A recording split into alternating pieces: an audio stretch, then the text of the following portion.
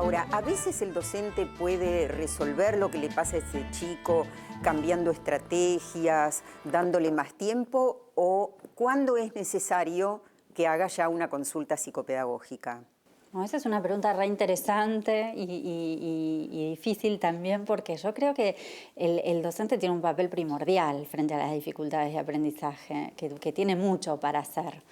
En primer lugar, creo que tiene que tener muy en cuenta cuáles son los ordenadores psíquicos del aprendizaje y que en este sentido están buenos los diálogos permanentes que uno puede establecer con la escuela, con la maestra particular, de repente hay un paciente, ¿no? Porque a veces es interesante poder hacerles comprender y ayudar en este diálogo a entender cuáles son los ítems los requisitos que organizan el aprendizaje, que tienen que ver con estar atento a qué pasa con el afecto y la curiosidad, a qué pasa con la fantasía y la creatividad. Y en tercer lugar, ¿a qué pasa con las posibilidades ordenadoras del pensamiento, ¿no? Creo que un docente tiene que tener recursos en el sentido del afecto y la curiosidad para convocar, para interesar, ¿no?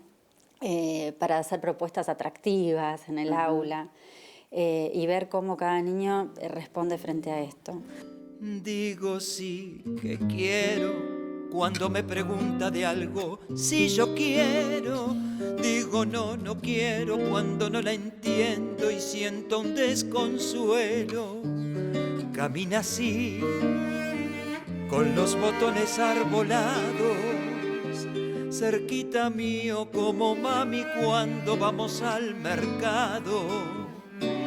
Señorita María, se manchó el delantal, la manzana está verde, San Martín no da más. Si los Andes se cruzan, yo me animo a cruzar. Si Belgrano me presta la bandera y el mar. Señorita María, yo le puedo explicar, San Martín y Belgrano no se cruzan jamás. Una arranca en Boedo, la otra cerca de acá. La manzana si es roja, yo quisiera probar. Incluso hasta qué punto el docente promueve, habilita el intercambio y la socialización, ¿no? Desde ya, que ese es otro tema, ¿no? El del semejante, que en los niños con problemas de aprendizaje, estas rivalidades esperables y estas diferencias y la alteridad que la misma escuela aporta, muchas veces también es parte de su problemática de aprendizaje cuando no pueden relacionarse con mayor ductilidad con los demás, cuando no pueden enriquecerse con las diferencias. Y me parece que cuando se terminan las estrategias docentes tiene que ver con cuando un docente ya ha hecho las adaptaciones curriculares o metodológicas, ¿no? Y estas tendencias rígidas de las que hablo insisten y donde me parece que es necesaria la interconsulta o la derivación clínica en aquellos casos en donde es claro que hay tendencias previas, de las que hablaba al principio, tendencias previas, rigideces que tienen que ver con aspectos de la subjetividad y no solo con los recursos cognitivos o intelectuales de un niño, ¿no? Nombraste hace un momento a la maestra particular. A ver, ¿cuál sería la diferencia entre el trabajo que hace una maestra particular y un psicopedagogo? Bueno, yo creo que el psicopedagogo brinda un espacio, cuando trabaja desde lo clínico, brinda un espacio de resguardo y de intimidad, ¿no? Para trabajar qué de lo histórico y qué de la oferta que ha recibido este niño se actualiza de un modo precario y sufriente en sus producciones actuales, ¿no? En sus formas de aprender actuales. La maestra particular me parece que trabaja más bien con las modalidades, ¿no? Y que un psicopedagogo puede... o con la tarea del día a día. Exacto, con la tarea del día a día, más involucrado en lo escolar. Y me parece que un psicopedagogo trasciende lo escolar en el sentido de poder trabajar sobre las modalidades, ¿no? De simbolización.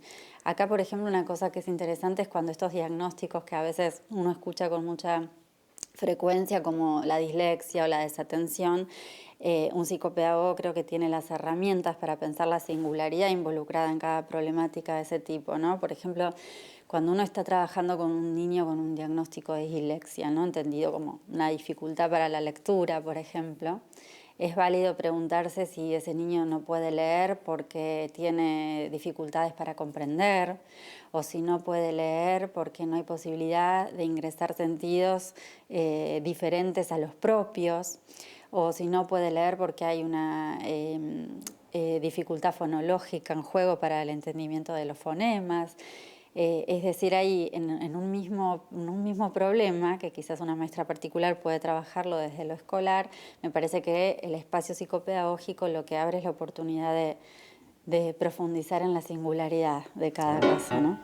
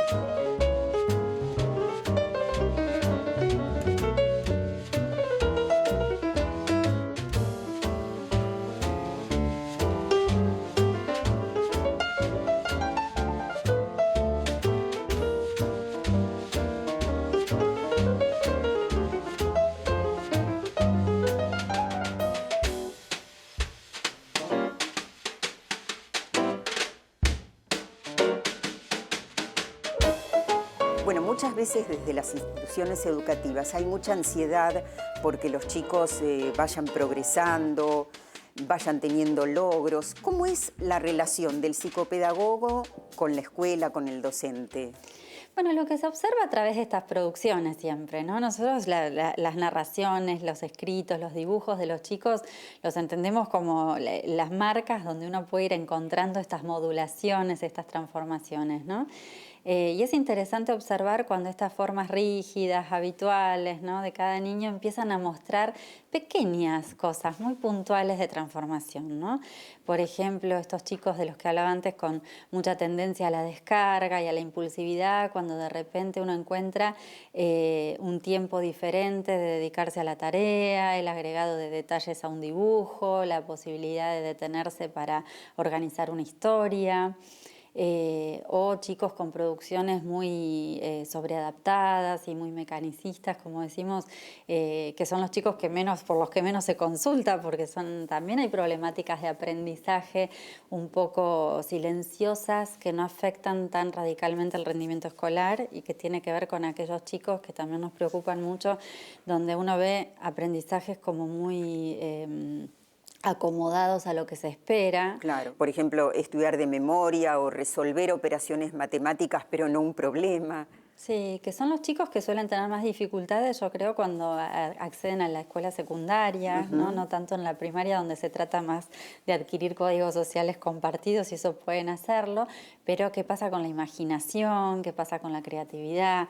Entonces, cuando en esas producciones tan cliché y esquemáticas uno empieza a ver aspectos subjetivos, chicos que cuentan algo de su propia historia, que utilizan, por ejemplo, la escritura no solo para el dictado y la copia, sino para producir un texto propio.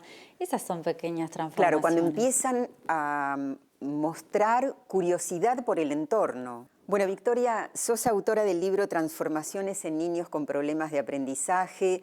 Está prologado por la doctora Silvia Slemenson, dirigido en principio a psicopedagogos, pero también seguramente de interés para los docentes. El índice, aprendizaje y subjetividad, los niños que no aprenden, el trabajo clínico con los niños con problemas de aprendizaje y hacia el final transformaciones en la clínica psicopedagógica, que es a lo que hicimos referencia también. Gracias. No, gracias a vos. Es cada día una aventura, aprender a enseñar, enseñar a aprender, reconocernos como necesario.